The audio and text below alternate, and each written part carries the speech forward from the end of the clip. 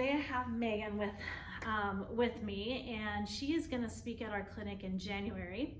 And I am so excited to have a conversation about health and nutrition with Megan. And I think I'm just going to hand it over to you right away and just let you kind of tell us a little bit about yourself and how you got to be interested in this topic. And we'll go from there. We'll jump in. I gave her a few questions ahead of time and we'll get to those.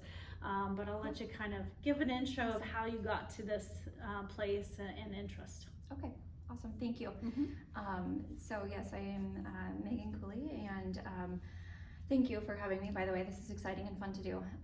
So I have always just had an interest in biology and health and nutrition. I went to school to be a nurse and then went on to get my nurse practitioner degree. When I was doing my doctorate program to get my nurse practitioner degree, my doctorate project was on weight loss and working in a rural clinic and helping overweight and obese individuals work on losing weight and really evaluating what worked well and what didn't.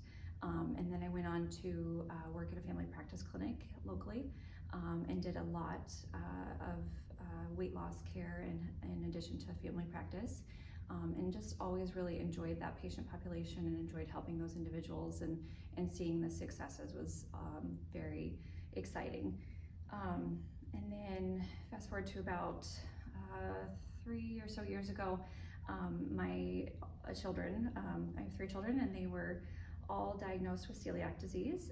And so that was a whirlwind, but it also just kind of made me have even more appreciation for nutrition and dive into it a little bit deeper and just have even more passion for learning about what foods are good for us, which ones aren't, how do we keep a healthy weight and a healthy body so that we can have a healthy life.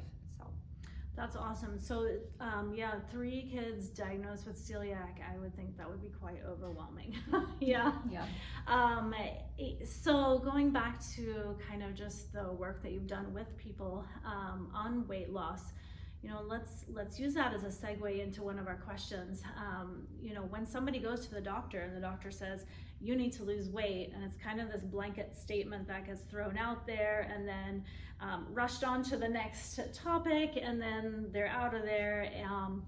You know, where does a person go from there? Right. Especially if they don't have kind of that knowledge or background to even know where to start. Right. What is a starting point for that person? Yeah.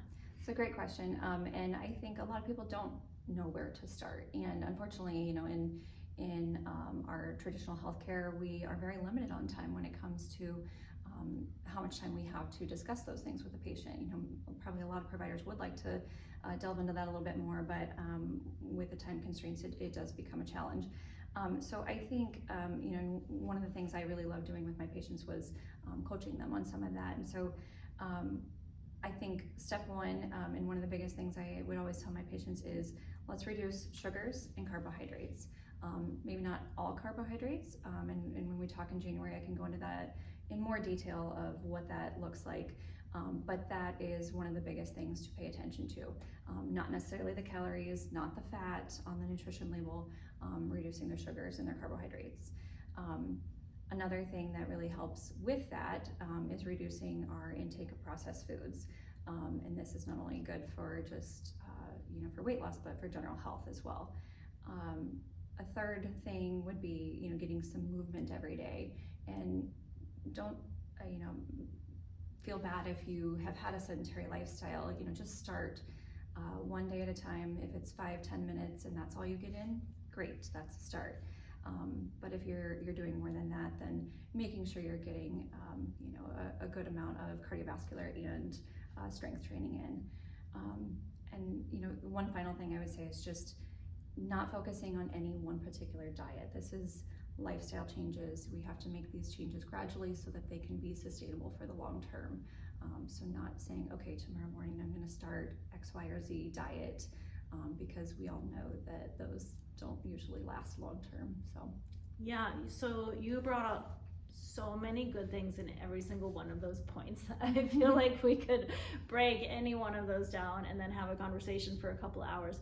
But I think, one clarification point, when we're talking about weight loss, we do recognize that there are different populations here that need some more specific attention to weight loss or weight sustaining. So just to clarify, I understand that there are people in the category of eating disorders, various eating disorders, and this information then may or may not apply to you. And there are people who have very specific needs, whether that's celiac or diabetes, heart, some of the stuff that we're talking about will apply, and but understand that we're having a general conversation about nutrition here. And I think that's kind of important to put out there. The other thing I want to comment on is you mentioned the exercise piece, and I think that we have this long-standing maybe idea that we can exercise off the calories that we eat in order to maintain our weight.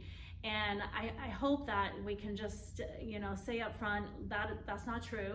We'd have to run a lot of marathons to really burn off the calories that we eat. So it's a much more complex, bigger picture absolutely to that.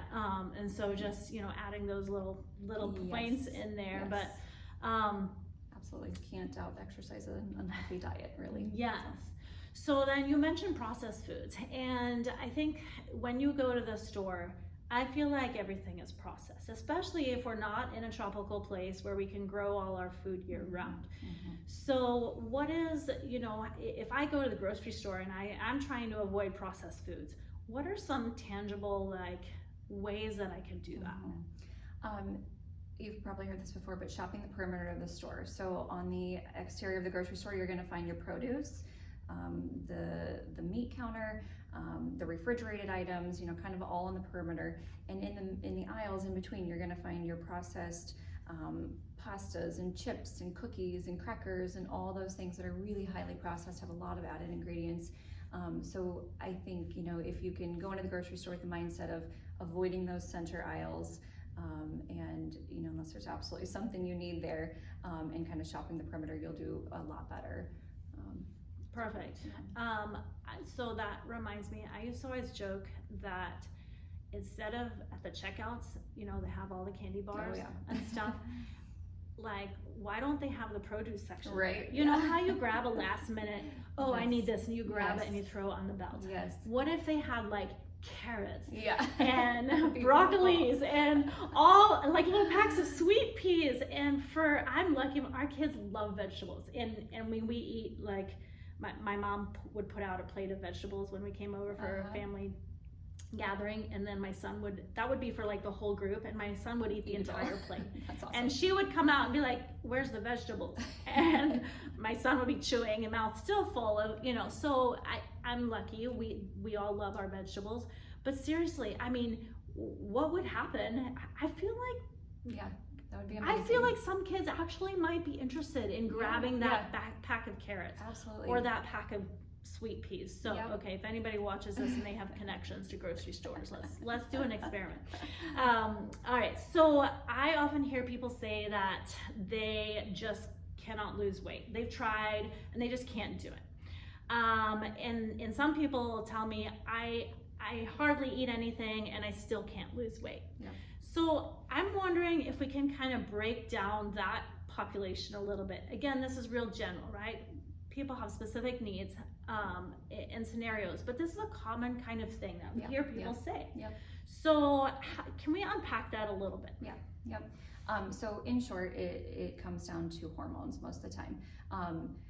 And let me back up and just say, there for many years there's this oversimplified notion that it was just calories in versus calories out. And a lot of our society and even healthcare providers today still believe that, and that unfortunately puts those individuals, in this category of being shamed and people saying, oh, they're just not trying hard enough, or they're not really reducing their calories, even though they say they are. They probably are. Maybe there are times when they're not. That is possible. However, a lot of times there are hormonal imbalances going on that need addressed. This can be an imbalance of the sex hormones like estrogen, testosterone, progesterone, and that's why menopausal women struggle so much with losing weight, even when they're doing all the right things. because their estrogen is depleted, and estrogen is responsible for fat distribution. It can be a thyroid hormone imbalance, and when our thyroid hormones are off, our metabolism can absolutely just be in the tank, and that can make it really, really difficult to lose weight. So that's one possibility. Other hormones, including leptin and ghrelin, which are hunger and satiety hormones, those can be out of balance for various reasons. So, working on the right things to do to correct that can be important. When our cortisol levels have been high for a long time due to chronic stress, that can make it really difficult to lose weight. And then I would say the biggest player when it comes to hormones is insulin. And I would argue that, most, if not all people who are really making these lifestyle changes, they're eating better, they're exercising more, and they're still struggling with weight, they're probably insulin resistant. And that is, we can go into more detail again later, but when our cells are not responding appropriately to the secretion of insulin.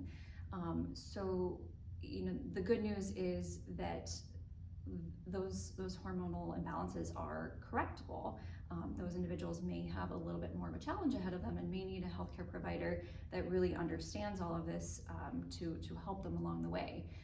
But they are correctable. So it's just a matter of getting those things in balance and then working on the weight loss, I think. Yeah, so let's say I wanted to have some of those hormones tested to see if there was an imbalance. Is that something that's covered by insurance? Is that something that universally healthcare providers will do? Great question. So insurance coverage varies because everybody's policies are different. A lot of times it doesn't cover testing a lot of those hormones. So certainly the thyroid, that one is always covered by insurance. Those sex hormones like estrogen, testosterone, those are often covered. The challenge in traditional healthcare, like where I worked in family practice, is that there's a lab test for those, but it's a really wide range of normal, and so it's not breaking it down enough for me to give a lot of detail on what might be going on, and that would be the case for other family practice providers out there. But there are a lot of more functional med providers available, and they can do additional testing, likely not covered by insurance, unfortunately, but that gives them much more information and can help with estrogen replacement if that's what's needed, and work with you in terms of that. So yeah, sometimes it's seeking out a functional medicine provider to get those levels really evaluated. Yeah, I think for some that is available, and for others maybe that's not available. But Right. I think the point that is coming across is this weight loss journey is so much more complex than trying one diet, Right. or making just one change, or testing just one hormone, or it's really this big picture of what's the stress going on in your life. And if you don't have access to those hormone testing, that's a place you can start, is to really start to look at those lifestyle changes. And I think I hear you saying that in terms of, well, the cortisol levels, your stress response, it plays a huge role in your body's ability to really do what it's supposed to at a cellular level. Exactly. And function normally, quote unquote. Yep. And that is the great thing, even if you don't have access to all the hormonal testing, a lot of these are corrected with lifestyle changes. So is your hunger hormone being overproduced? A lot of times that's because of poor sleep. Maybe there's things we can address there. So a lot of it is lifestyle, even if we can't get all the hormonal testing. Yeah, or speaking along the lines of sleep, I think everybody can relate. If you don't have a good night's sleep, your ability to make better choices that next day is drastically altered. And again, I think that's like that just puts us all in the same playing field right there, that comment to say, oh yeah, we've all experienced that. We made that choice to just quick grab that fast food or whatever it is, because, or that extra energy drink because we were tired, whatever the case may be. Absolutely. Okay, so let's go into the next question. And this next question I have is about reading labels in a store. So reading labels, I think, can be really overwhelming. And personally, just because I don't always have my glasses on, and those ingredients are really, really tiny. So if my son is with me, I hand him the object, and I'm like, Lucas, what does this say? Does it have milk? Because I can't have milk. Or other things. But okay, the smallness aside, when we have that big list of ingredients, how do we pick apart, like, oh, this is cancer causing, this is good for you, this is bad for you? We know that in Europe they have things that are banned that we commonly have in our ingredients that have known side effects that are awful. So how do we go about this without like being completely deciding we need to live in a bubble? Right. Yeah. It's a really big challenge. There are some great apps out there that you can scan the barcode and it will tell you, what are the additives, and then tell you also like what are the risks of those additives. So there's some great apps out there that are helpful. But I think, what is one app? Do you have one in your head? If not, we can. Yes, let me think of it. If not, we can look it up. I'll come back to it. Yeah, it's totally on my fine. phone. And I'm sure we can Google and search it. There's more than one, I know, but yeah. And a lot of those too, if you are avoiding dairy products, it'll tell you, if there's any in there. We've used them when searching for gluten-free foods as well. But we'll come back to that because I know I have those apps. But I think you kind of answer the question, or the answer is there in the question. If there are numerous ingredients, it's highly processed, and one good rule of thumb is if you look at it and there's more than even 5 ingredients, or if you need a chemistry degree to read what those ingredients are, it's probably highly processed and not good for you. And not just, for health, but that plays into weight too. So, avoiding those in general, I think is a really good idea. Some other tips, I guess, for, nutrition and reading labels. When we're trying to avoid sugars, if sugar is listed, in the top 3 ingredients, we should probably just consider it a dessert. And we should really limit our intake of those items. And sugar is tricky too because there's 50-some plus names for sugar. Yeah. So if that first ingredient on like ketchup is high fructose corn syrup, maybe question that bottle. Yeah. Or just those are the things that are hard to avoid, right? But really limiting your intake of that, or looking for a healthier alternative. So watching how many ingredients, what those ingredients are, so that you're not getting so many of the processed foods, limiting the sugar by, if it's in the top 3 ingredients, try to avoid it. And then watching the serving size was the last thing I wanted to say about that. So, in a lot of packages, you might look at it and go, oh, 100 calories, that's not so bad. Or 10 grams of sugar, that's not so bad. But keep in mind that there might be 3 servings in that package. So really that's 300 calories and 30 grams of sugar. So just paying attention to that too, I think is important.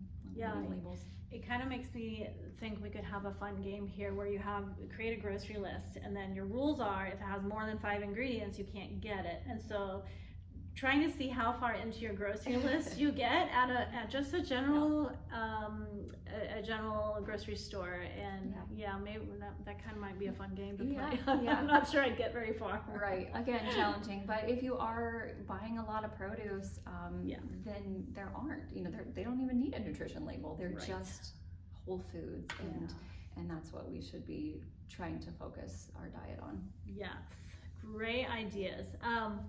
Okay, and now, because we could go on for a very long time here, but come back in January, listen to Megan talk. We're gonna go unpack all sorts of stuff when she comes to the clinic. But to kind of wrap up this short little interview, if you could tell the general public to change just one thing about nutrition, what would it be? You only get one. One.